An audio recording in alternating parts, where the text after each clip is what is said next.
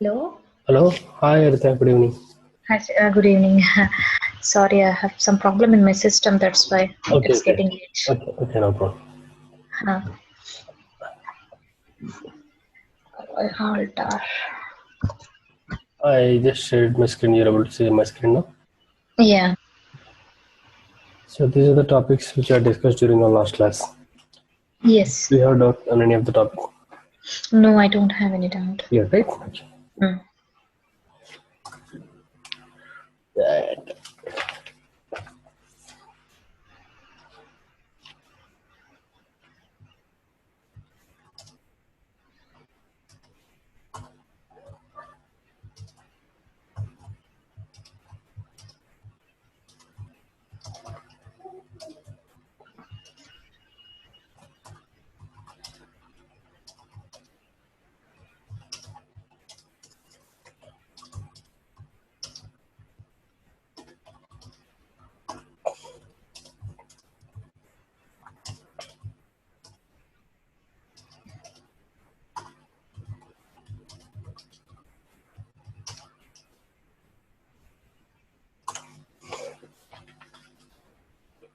Last class we just defining about like what is the data type, right? Mm. Yes.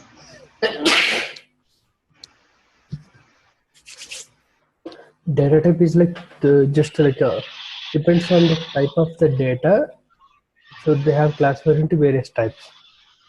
So when I say it depends on the type of the data, so when you classify your data in generally the day-to-day life, so we have the numerics and the alphabets and the dates and the decimals, right? These are various kind Mm. of data you usually deal. So for each and every type to hold it, to hold that particular appropriate data, they have classified and they have identified various kind of things. So in Java, primarily we have two types at the high level. One is called primitive type and the other one is called non-primitive type. Your voice is breaking, Srinivas. Oh, signal, still I could see the same thing. Check. Okay. Is it okay now? Yeah, it is. I'll change anything. So we have two types of data types at the high level. Primitive Mm. data type and the non-primitive data type. When I say Okay. non-primitive data type, we have string and array and various kind of things that we'll be discussing it down the line because it's too early to discuss the object kind of things. The primarily right now we are focusing on the primitive. So Your voice is, I don't know, your voice is not clear. I mean, it's getting resound. I'm able to hear your voice double time. oh, so for me I, it was clear. no, it's sometimes it's getting break and sometimes it is the word is getting double time. So, So let me stop. or else just we will close and once again you just That's what call. I'm just.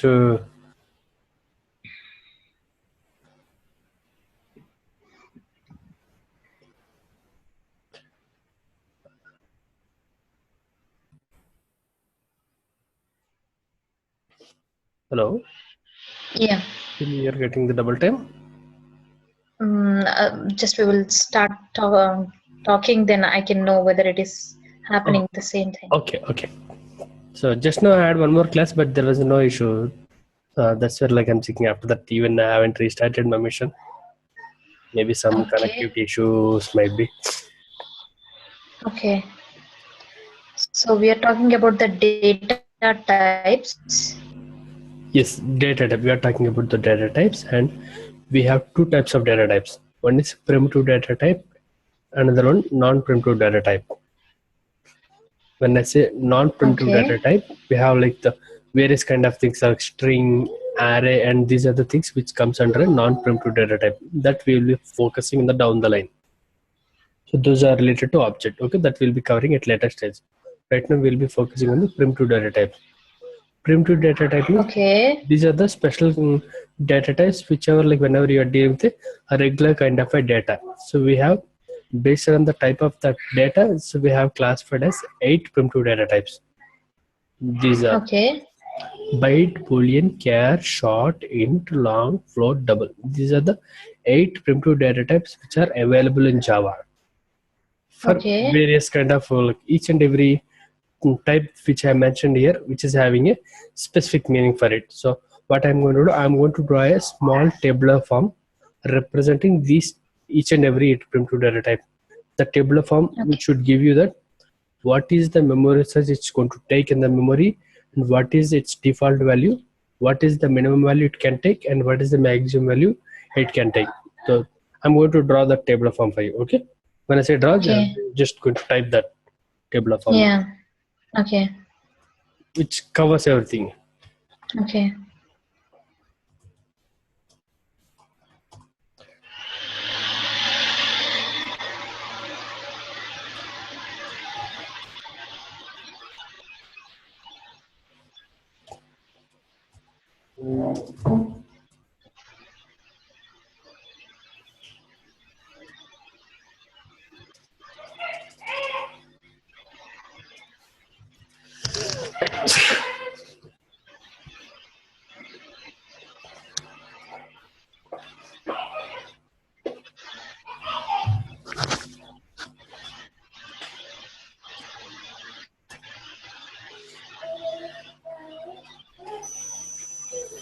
So these are the three columns. That is the default value, what is the size is going to occupy, and the minimum value maximum.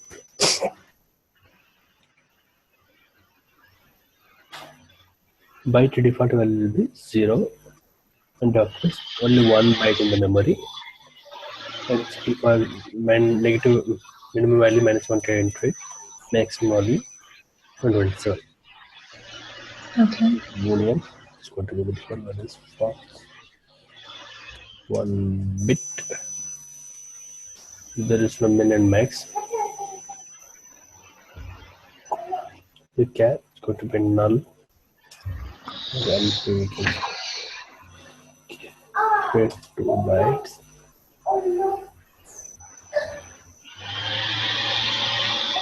Short is going to have the default value 0. So 35, 762.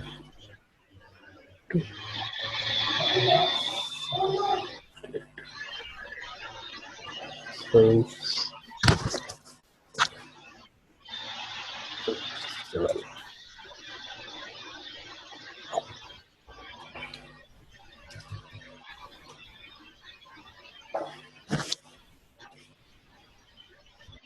Integer value will be like 214748. It's too big, so I'll just represent in the 2 power format. Okay.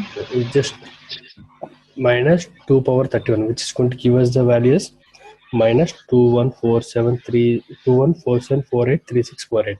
This is the value 7, and this one plus 2 power 31 minus 1.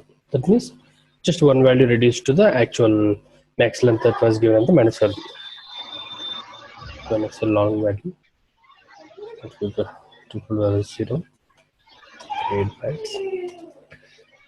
These are obviously too much big number, so it's going to be minus 2 power 63. Greater than 3100, this is 63. 2 power 63 minus 1.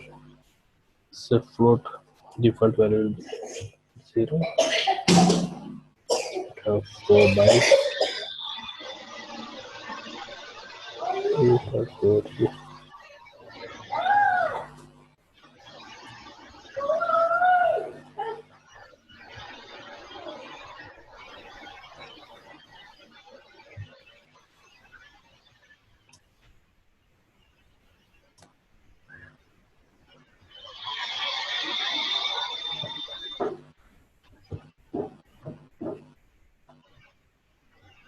This is the complete table form. So I'm going to rearrange these things based on the type of the data.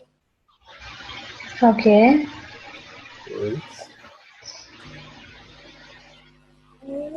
I'm just moving here and there.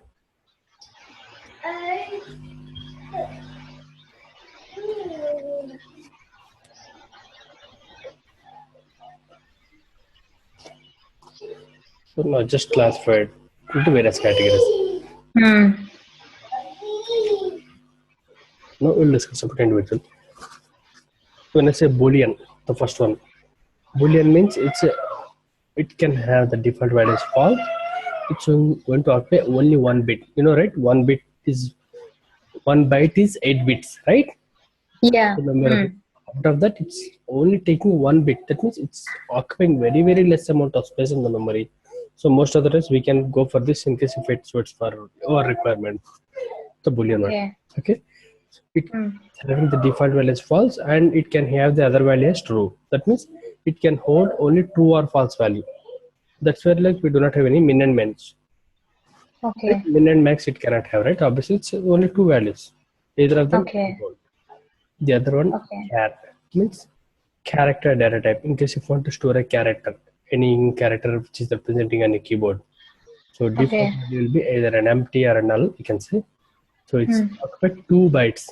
Means to represent a character, it occupies 2 bytes. Means 16 bits it's taking to store a single character in the member representation. So it occupies some more memory.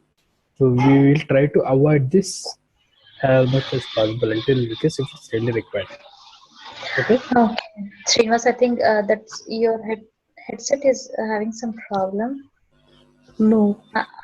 Maybe I don't know why your voice is getting like that. Oh. I do It's not. not clear. I mean, the voice frequency is not exact. It's jumping. No, I'm just checking like how do I like any settings which I can do. Okay, I don't know why it's happening from the first, but just I'm trying. But sometimes it's so worst. I'm not able to get you. Yeah, then get it's really difficult. Yeah, it's very difficult. But I'm trying. It's only for today or like every day it's happening? No. Only for today. For the last 2 classes, I never faced this problem.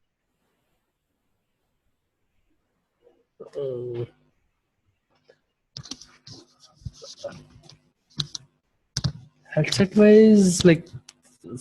No, I don't know. I have a doubt that maybe it's. Yeah, there might when you're facing some trouble means definitely there might be somewhere. Yeah, like It can be somewhere. I'm just trying to say like what we can do to address that, so to help you out, so that it will be like more clear, right? Otherwise. Yeah, that's what your voice frequency is breaking, or it's one kind of jumping. Your voice is. I'm not able to catch your voice properly. The frequency is not straight. So.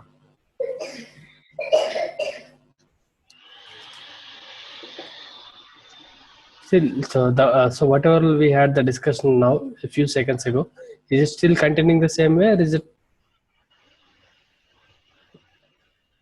Hello. Yeah, we just had. Yeah, I'm able to hear. Yeah, you're able to hear, right? So Right. Okay. let's see like how it works, and if it's still troubling, so probably we'll have to log off and log in once again. We'll try that. Yeah. Better, or else we will do like that. Why? Because I'm getting this problem from the starting. Why? Because just I'm trying, but at some points it's getting so worst. I mean, I'm not able to get your point completely. That's why. Okay, I'll just do that. Yeah, but once we will log off and again we will log in. Yeah, you can also log off and log in with the same meeting ID, and I'll also do that. Okay.